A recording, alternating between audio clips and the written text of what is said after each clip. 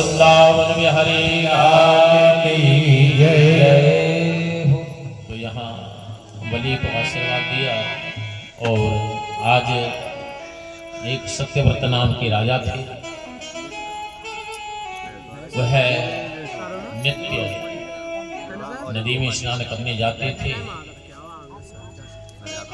और जब नदी में स्नान करने लगे तो उनके अर्घ दिया, तो उनके हाथ में एक छोटी सी मछली आई। तो उन्होंने उस मछली को छोड़ना चाहा तो मछली ने कहा कि राजन, इसमें बड़े बड़े जंतु रहते हैं, जीव रहते हैं, बड़ी बड़ी मछलियां रह रही हैं, मुझे खा जाएंगी, मेरी रक्षा करना। सत्यव्रत नाम के जो राजा थे वह उस मछली को अपने कमंडल में डाल करके घर पे ले आए और एक बड़े बर्तन में डाल दिया। आकार बढ़ गया दूसरे दिन ही मछली। फिर उन्होंने एक छोटा सा तालाब घर में ही अपने महल में ही खुदवाया, उसमें जल भरवा करके उसमें छोड़ दिया। जब मछली को उसमें छोड़ा, दूसरे दिन देखा तो पूरा तालाब भर गया, इतना बड़ा आकार। सोचने लगे ये कोई साधारण मछली नहीं हो सकती। हाथ जोड़े, प्रभु कौन है आप? तो स्वयं भगवान है। तो वहां मछली ने कहा कि देखो राजन, आज से यह जो पृथ्वी है 7वें दिन जलमग्न हो जाएगी। और ऐसा करना, तुम सप्तऋषियों को लेकर के, वेदों को, प्राणों को लेकर के, सर्व औषधियों को लेकर के एक जगह पे खड़े हो जाना। एक सुंदर नौका आएगी, सब औषधियां सप्तऋषियों को उसमें रखना।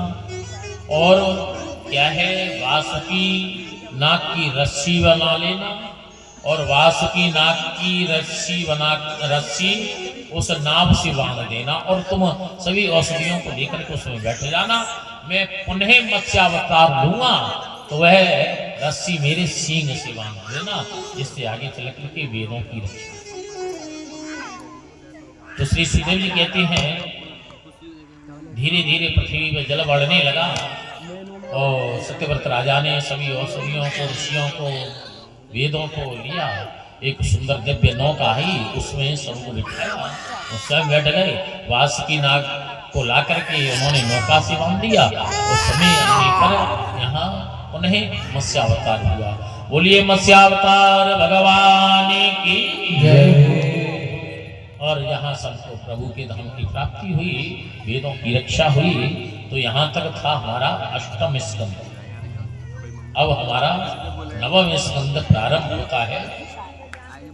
राजा परीक्षित ने कहा कि महाराज समय नहीं है मुझ पे ज्यादा, ऐसा करो मुझे संक्षिप्त में सूर्य वंश के जो भावी राजा हैं उनके संक्षिप्त में हमें कथा श्रवण कराएं। तो श्री सुखदेव जी कहते हैं कि राजन, नारायण के पुत्र ब्रह्मा हुए, ब्रह्मा के पुत्र हुए मरीचि, मरीचि के पुत्र हुए कश्यप और कश्यप के ही पुत्र हुए विवस्वान, जिन्हें सूर्य देव कहते हैं। और सूर्य देव के ही वैवस्वत मनु हुए, जिन्हें श्राद्ध देव मनु भी कहते हैं। तो श्राद्ध देव मनु के क्या है, आगे चल करके कोई संतान नहीं है। तो इन्होंने गुरु वशिष्ठ को बुलाया, प्रतिष्ठा की।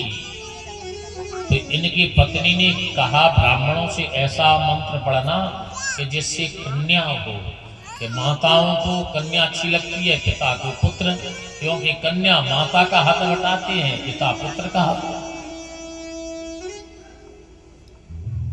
तो श्री सुखदेव जी कहते हैं कि जब यज्ञ पूर्ण हुई और उसके फलस्वरूप इनको कन्या प्राप्त हुई जिसका नाम था इला।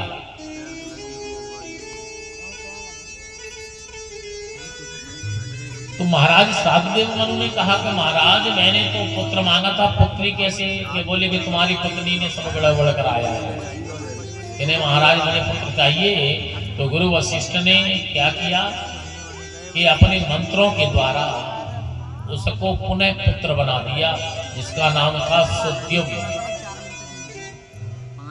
और एक बार क्या है, यही सुद्युम्न अपने सैनिकों को लेकर के हिलावत खंड में पहुंचा, भगवान शंकर के खंड में जो अभिमंत्रित था। और उस खंड में पहुंचा ना, तो क्या हुआ कि वहां सारे